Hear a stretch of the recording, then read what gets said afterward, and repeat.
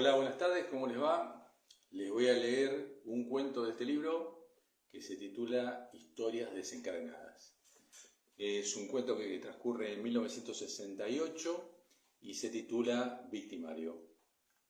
Dice así: Don Edmundo reposaba en la mecedora que él mismo había construido, tallando sus patas y combinando el arte de trabajar la madera con muy buen gusto.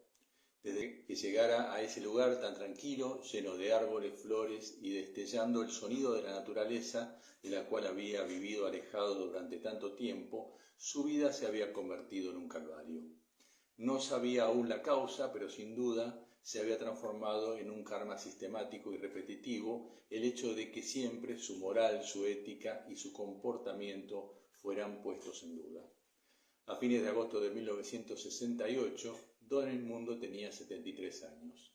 Su fuerza se había flaqueado y su estado de salud era delicado. El paso del tiempo había hecho mella en su cuerpo. El mal de Parkinson no le permitía tomar objetos, ni siquiera un vaso de agua. Sus piernas, delgadas y finas, lo convirtieron en alguien muy lejano de aquel joven atlético que supo trabajar en el ferrocarril, haciendo tareas rudas y pesadas. Dependía en todo de su mujer, Chabelita, a la que había conocido en un prostíbulo del cual fue habitué en 1950. Ella contaba con 55 años cumplidos y ella era una moza de 25. Él se enamoró perdidamente de aquella jovencita. Él le preguntaba cómo había llegado a esa situación, a prostituirse, y lo que ella le respondía con evasivas.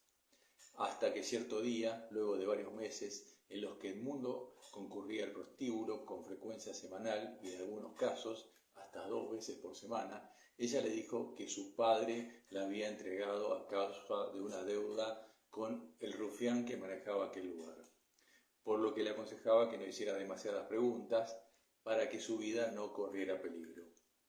Edmundo siguió yendo con asiduidad hasta que finalmente, cuando Chabelita cumplió 26 años, le hizo la propuesta que cambiaría su vida. Él había adquirido una casa y varios terrenos aledaños ubicados en Pilar. La idea era instalarse allí, vivir en contacto con la naturaleza.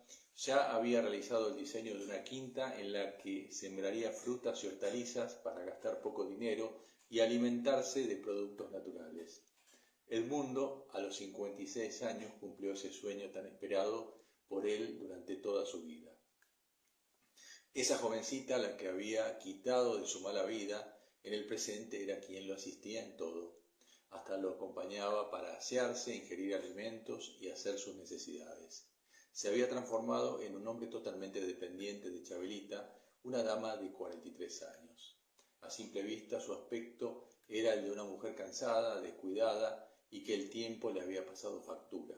Igualmente ardía de deseo, y no por Edmundo. Aprovechaba el estado de inconsciencia en el cual vivía su esposo y tenía amoríos con algunos hombres de casas cercanas, por lo general jardineros encargados de mantenimiento y hombres que llegaban al poblado queriendo hospedarse, camioneros que realizaban largos viajes y necesitaban pernoctar en algún sitio. Chabelita les ofrecía la pequeña casa ubicada en el terreno contiguo donde se encontraba la quinta. Una puerta comunicaba ambos terrenos, el del fondo de la casa donde estaba construido el corral y el de la quinta. En ese espacio la mujer tenía sus encuentros ocasionales y furtivos con hombres mucho más jóvenes que su esposo y que ella misma también. Durante esas noches en las que Chabelita volvía a sus comienzos, pero no por dinero, sino por placer, desplegaba todo su arte amatorio, el que jamás había olvidado. En los primeros años con el mundo las relaciones funcionaban con normalidad. Él había sido un hombre rudo y tanto su apariencia física como su vigor no habían decaído. Pero en poco tiempo, cuando cumplió 62 y Chabelita era una bella mujer de 32, los fantasmas del pasado se hicieron presentes en su vida. Esa vida había sido un eterno sufrimiento, lo que hizo que se alejara del mundo que había construido, tanto de su familia primaria como luego de su ex esposa y de sus 5 hijos. Paradójicamente, su hijo mayor era un reconocido médico especialista en gerontología, el doctor Vilati. Él sabía que su pretensión fue ser feliz, ser auténtico. Trató de que cada cual ocupara su rol y se hiciera cargo de sus problemas y que no lo culparan por las eventualidades de la vida. Siempre se preguntaba cuál era la razón por la que ante un mismo hecho realizado por otra persona, idéntico al que él había efectuado, él era condenado y la otra persona era absuelta. Edmundo se enteró de las infidelidades de Chabelita desde el primer día en que lo hizo. Ella, ni lerda ni perezosa, no tardó en sentirse atraída por los jóvenes que visitaban su casa y los que trabajaban en la quinta. Edmundo miraba hacia otro lado, no le importaba. Era consciente de que si le ponía límites las perdería y se quedaría totalmente solo. Su familia había quedado muy lejos de su vida. Esa lejanía de contactos y encuentros, mucho tiempo antes, lo había sido desde el amor. Edmundo permanecía despierto al pie del hogar a leña que él mismo había creado. Observaba el fuego. Los maderos se encendían lentamente, luego se ponían al rojo vivo y finalmente se apagaban.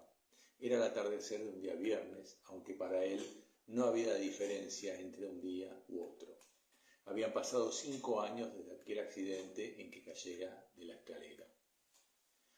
Cortando un árbol añoso, un tronco seco y pesado cayó sobre él, derribándolo junto a la escalera. Se golpeó la espalda y todo su cuerpo quedó magullado. Y si bien no estuvo internado, pues su recuperación la realizó en su casa, al cuidado de Chabelita, sufrió el pinzamiento de la cuarta y quinta vértebra lumbar, lo que le impidió moverse y trabajar como lo venía haciendo. Cada día que pasaba estaba más inactivo, hasta que llegó el momento en que el dolor le impidió moverse. En el año 1963, a los 68 años, el médico le recomendó quedarse la mayor parte del tiempo en cama o en la mecedora. Su rutina era la nada, solo estar sentado y depender de Chabelita, que luego, junto a 2 empleados, se hizo cargo de la quinta. Esa tarde de 1968, tan triste y solitaria, Edmundo no dejaba de mirar las brasas, especialmente las que se apagaban, al igual que lo que estaba ocurriendo con su vida. Se apagaba lentamente. Él no hacía otra cosa más que pensar y recordar. Su mente estaba lúcida y repasaba los momentos más tristes de su larga historia. En esa instancia tenía la sensación de no haber vivido momentos felices. Edmundo había nacido en 1895. Era el primer hijo varón de un matrimonio de inmigrantes italianos que llegaron al país en 1885. Don Rosario y Violeta fueron sus padres. El matrimonio vivió en los primeros tiempos en el hotel de inmigrantes hasta que tuvieron la posibilidad de comprar a crédito una chacra en la zona norte del Gran Buenos Aires. Edmundo tuvo la dicha de tener una familia numerosa. Sus hermanos nacieron con una frecuencia de 2 años aproximadamente hasta 1910, en que Violeta dio a luz mellizos. Violeta, de ahí en más, en la medida que pudo, trató de cuidar ese aspecto consultando al médico del hospital para evitar nuevos embarazos. En ese año en que nacieron Juan y Pablo, Edmundo era un adolescente de 15 años que ya colaboraba con su padre en la chacra, no pudiendo concurrir al colegio ni desarrollar sus aspiraciones de ser ingeniero. Muy alejada estaba de su mundo esa posibilidad. Esas frustraciones se hicieron más notorias debido a la falta de cariño de su padre, que trabajaba gran parte del día para poder mantener a su prole, y el poco amor que su madre le demostraba, que prácticamente desde el momento en que parió a su primer hermano, dejó de brindarle atención a él. Se recibió de persona mayor a los 5 años. Sin dar tregua, Violeta y Rosario fueron padres entre 1900 y 1910 de 7 hijos, hermanos menores del mundo, a los cuales él debía proteger, asistir y en muchos casos guiar. Era el mayor y estaba condenado a hacerlo por el resto de su vida. Fue así que, a pesar del esfuerzo, tanto de sus padres como de él mismo, sus hermanos eran indisciplinados, rebeldes e iracundos en algunos casos. No respetaban su autoridad de hermano mayor, pero cuando lo necesitaban acudían a él. Pasaron algunos años y Edmundo se sintió atraído por una jovencita que vivía en su barrio. Él contaba ya con 23 años, en 1918, año en que culminó el primer gran conflicto bélico del siglo XX. Lucrecia tenía 21 años y era modista. A pesar de la oposición de los padres de ella, el romance de Edmundo y Lucrecia prosperó. En ese tiempo, Violeta y Rosario le cuestionaban al mundo su falta de colaboración y ayuda a sus hermanos. Él les manifestaba que tenía derecho a vivir su vida. Era un hombre joven, con muchos deseos de progresar. Había logrado ingresar a trabajar al ferrocarril en el galpón de reparación de máquinas, ganaba un muy buen sueldo y le decía a su padre que su hermano, el segundo, de 18 años, podía ocupar su lugar y en vez de seguir estudiando podría colaborar con Rosario en la chacra.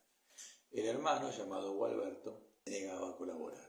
Decía que tenía derecho a estudiar, pero no dimensionaba el sacrificio que el mundo había hecho por él y por todos.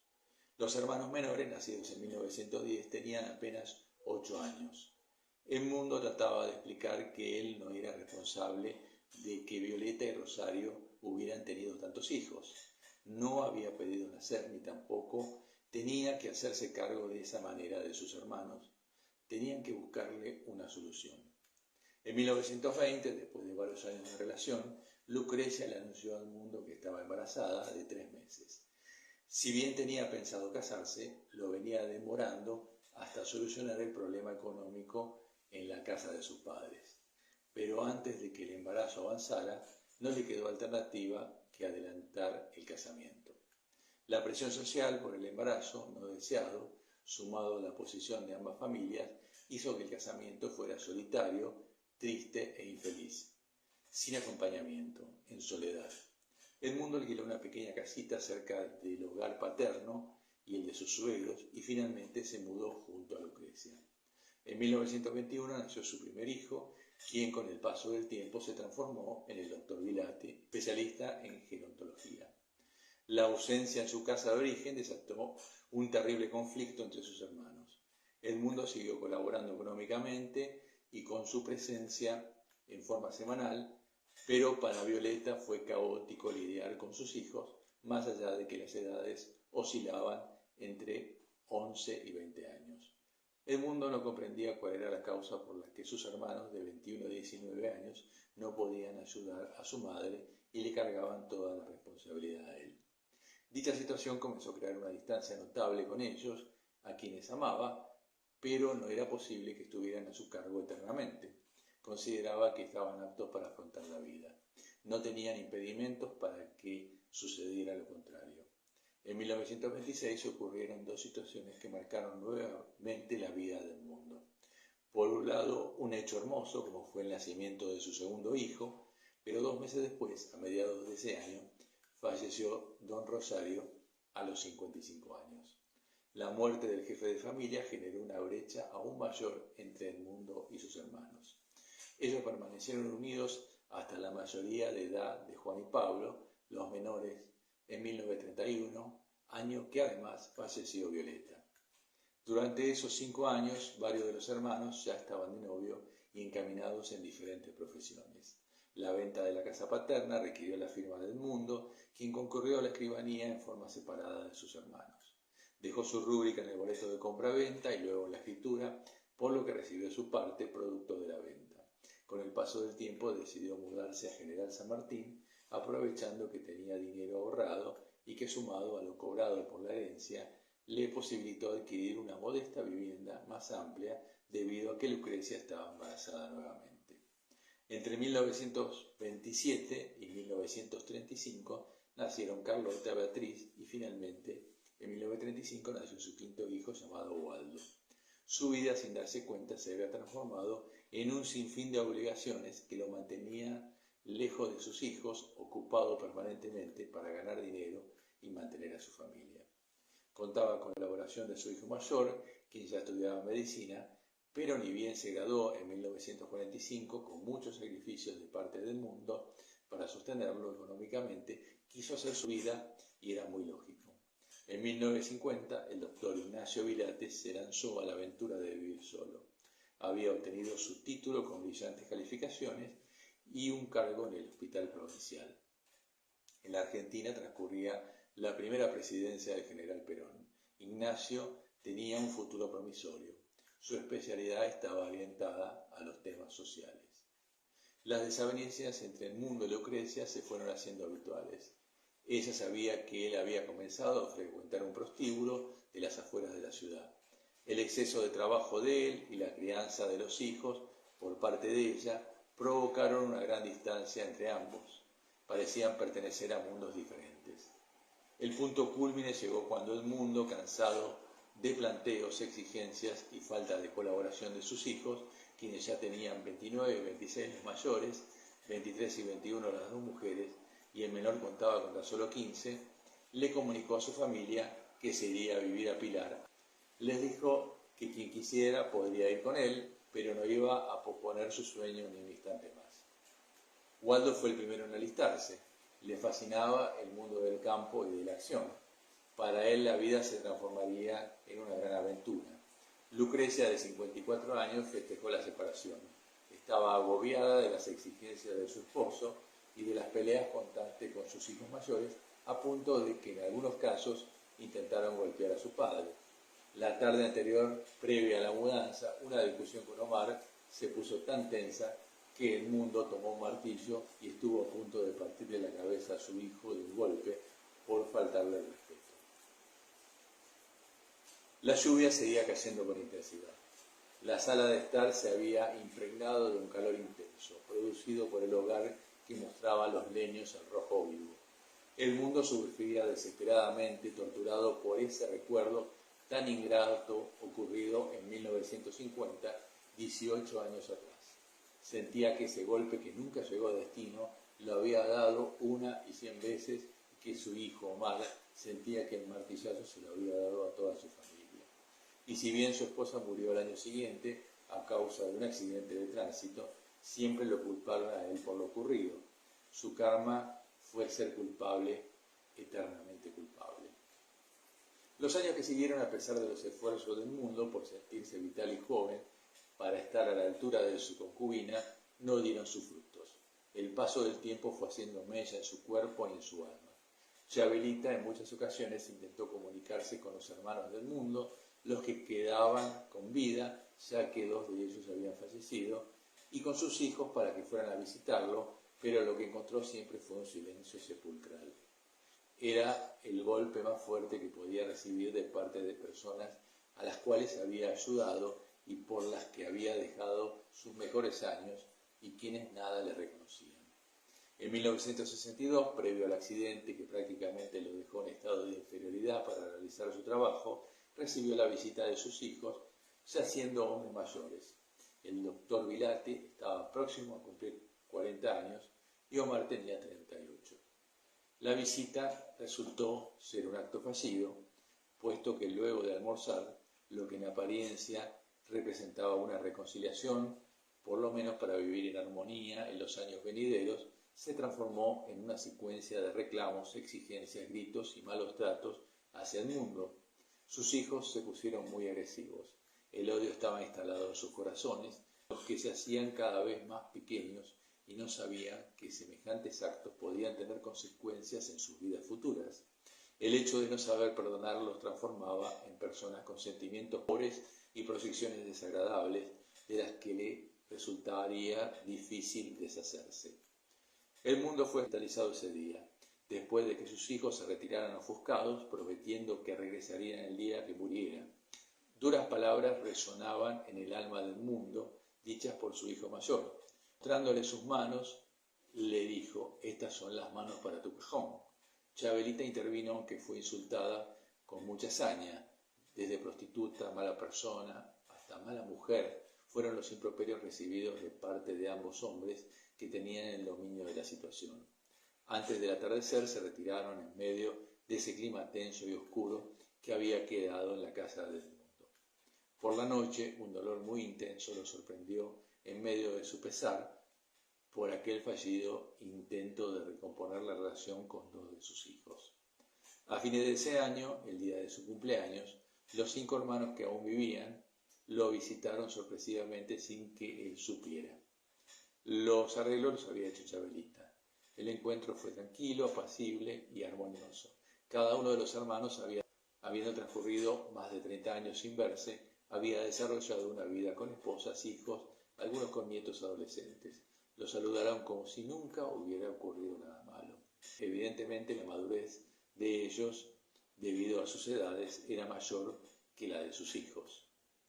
Más allá del encuentro, el día en que el mundo cumplió 67 años fue la última vez que los vio. Ese día hablaron de cuestiones positivas, sin reproches, sin recordar el pasado, que representaba un gran peso para todos.